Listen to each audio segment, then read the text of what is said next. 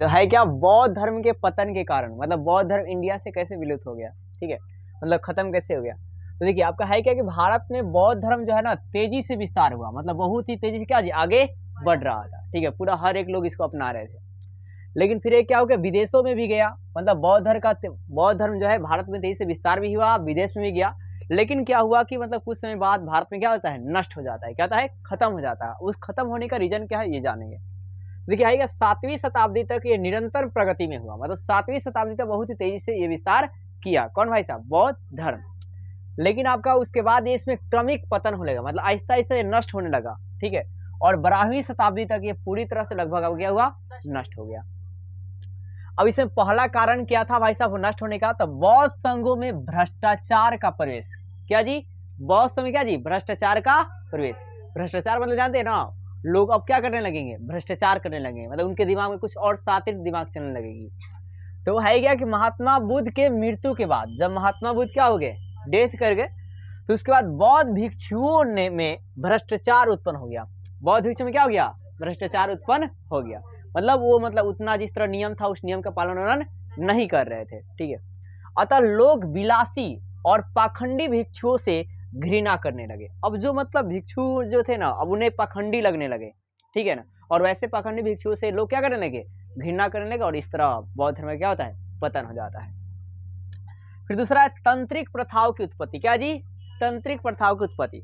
तो है क्या, धीरे धीरे बौद्ध धर्म में, धीरे धीरे क्या जी, बौद्ध धर्म में तंत्रवाद मतलब जादू टोना प्रवेश कर गया। क्या प्रवेश किया जी, जादू टोना। और जादू टोना महात्मा बुद्ध बताते थे, नहीं बताते थे, ये सब क्या है, अंधविश्वास है। ये क्या जी, अंधविश्वास है, महात्मा बुद्ध बोलते थे। लेकिन इसमें क्या, ये जादू टोना वाला बात आ गया। ये लोग मतलब किसी को देखने लगे, सुनने लगे, ठीक है, कि हम ठीक कर देंगे, वो कर देंगे, फलाना ढिनकाना, ठीक है। तो ये चीज आ गई, तो कहा गया कि भाई साहब ऐसा नहीं है, तो इस चीज को लोग मानना मतलब छोड़ दिए। अतः इस धर्म से लोग का विश्वास क्या हो गया जी, उठने लगा, क्योंकि इस धर्म में ऐसा कुछ नहीं था, ठीक है।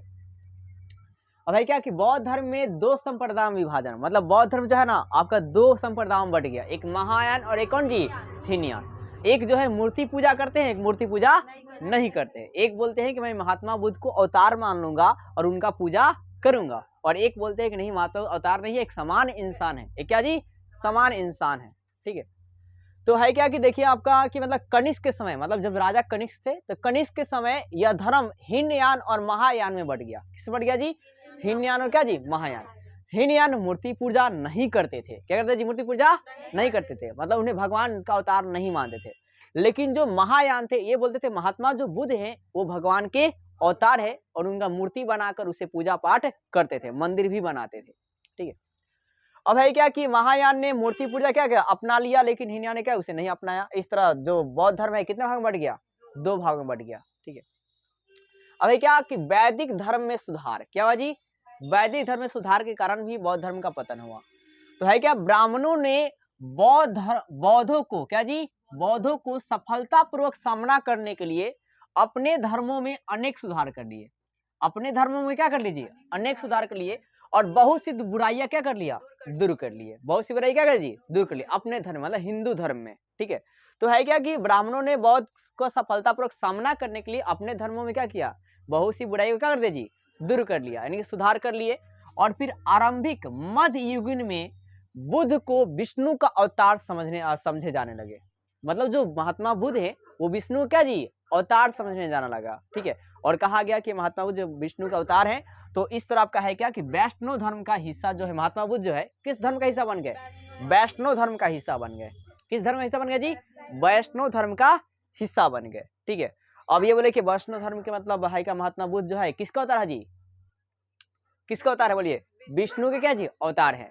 और ये किस धर्म का हिस्सा बन गए, वैष्णव धर्म का हिस्सा बन गए, ठीक है। अब आगे देखते हैं आपका, और इस तरह आप लिख सकते हैं कि वैदिक धर्म के सुधार के कारण क्या हुआ, बौद्ध धर्म का पतन हो जाता है। अब है क्या देखिए, शंकराचार्य और कुमारिल भट्ट का प्रचार। अब जो ये शंकराचार्य और कुमारिल भट्ट थे ना, ये आप बोल सकते हैं कि शंकराचार्य और कुमारिल भट्ट दोनों ही वैदिक धर्म के कट्टर समर्थक थे। कट्टर समर्थक बहुत ही मतलब एकदम तुल्यन, जैसे कट्टर हिंदुत्व का नाम सुनते हैं आप लोग, उसी तरह मतलब थोड़ा भी मतलब किसी को नहीं देख सके वैसा। तो उस तरह है कि शंकराचार्य और कुमारिल भट्ट दोनों ही वैदिक धर्म के कट्टर समर्थक थे, मतलब पूरा एकदम जोरदार समर्थक थे, ठीक है ना। इसके लिए जो चाहे वो हो जाए, ठीक है, टोटली चीज वो कर सकते हैं। उन्होंने बौद्ध पंडितों को अनेक स्थानों पर पराजित कर दिया। क्या करते जी? पराजित, मतलब जानते हैं ना, हरा दिया शस्त्रों गागर के माध्यम से, ठीक है, मतलब शस्त्रों के माध्यम से उन्हें हरा दिया और बोला कि मैं विजेता हो गया, ठीक है ना, मैं अब आगे रहूंगा, नंबर 1 पर क्या मैं रहूंगा। तो है क्या कि दोनों लोगों ने क्या किया कि इन्होंने बौद्ध पंडितों को अनेक स्थानों पर क्या कर दिया? पराजित कर दिया और संपूर्ण देश में वैदिक धर्म का प्रचार करने लगा और पूरा महात्मा बुद्ध का मूर्ति वूर्ति बनाकर, हर मंदिर उन्दिर बनाकर प्रचार करना शुरू कर दिया और इस तरह आपका बौद्ध धर्म का पतन हो जाता है। इसके बाद शुंग, गुप्त और राजपूत राजाओं ने भी हिंदू धर्म का संरक्षण किया। हालांकि ये लोग बौद्ध धर्म का नष्ट नहीं करते, कष्ट नहीं दे रहे थे, फिर भी इन्होंने मतलब ज्यादातर हिंदू धर्म का मतलब प्रचार किया। वैसे में बौद्ध धर्म का क्या होता है? पतन हो जाती है। और इसमें आपका है क्या? संस्कृत भाषा का महत्व क्या होता है? बढ़ जाता है। संस्कृत भाषा महत्व क्या होता है जी? बढ़ जाती है। ठीक, अब आगे लास्ट में क्या होता है? तुर्कों का आक्रमण। क्या है जी? तुर्कों क्या जी? आक्रमण। जब तुर्क जो है इंडिया पर आक्रमण मारते हैं तो वैसे में बहुतों लोग को नष्ट करते हैं और जो भी बौद्ध विहार आता है, बौद्ध विहार मतलब बौद्ध भिक्षुओं का रहने की स्थान, उसे क्या करते हैं? नष्ट कर देते हैं। तो जो बौद्ध भिक्षु होते हैं अपना जान बचाकर मतलब कहीं कहीं भागने लगते हैं। वैसे बहुत सारे बौद्ध भिक्षु तिब्बत में भाग जाते हैं। कहाँ भागते हैं? तिब्बत में, जो चीन का पार्ट है। और कुछ बौद्ध भिक्षु जो बिहार और बंगाल में थे वो बहुत सारा डर जाते हैं, बहुत ही क्या था जी? डर जाते हैं और वो अपने उस धर्म को छोड़ने लगते हैं। तो ये बात है। तुर्कों के आक्रमण जो है 12वीं से और 13वीं शताब्दी में हुआ था। क्या जी? 12वीं और क्या जी? 13वीं शताब्दी में था। और इसमें नालंदा बिहार, क्या जी? देखिए नालंदा क्या जी? बिहार, बिहार मतलब रहने वाला स्थान, ठीक है ना। नालंदा बिहार और अनेकों बिहार को क्या कर दिया गया? नष्ट कर दिया गया। किसने नष्ट कर दिया? तुर्की आक्रमणों से। फिर बौद्ध भिक्षुओं ने जान बचा कर भाई साहब कहाँ भागे? तिब्बत भाग गए। और कुछ जो बौद्ध भिक्षु थे बंगाल और बिहार के, वो उनको क्या जी? भिक्षु को धक्का लग गया, मतलब बहुत ही सोच में पड़ गए, रहेंगे तो भाई साहब क्या मारे जाएंगे। इस तरह आपका बौद्ध धर्म का क्या होता है? पतन हो जाती है। कौन सा? ये तुर्कों का आक्रमण हुआ कौन? 12वीं और 13वीं शताब्दी में। और नालंदा बिहार और अनेकों बिहार क्या कर दिया? इन्होंने नष्ट कर दिया। आक्रमण किया तो मार मार कर खत्म कर दिए।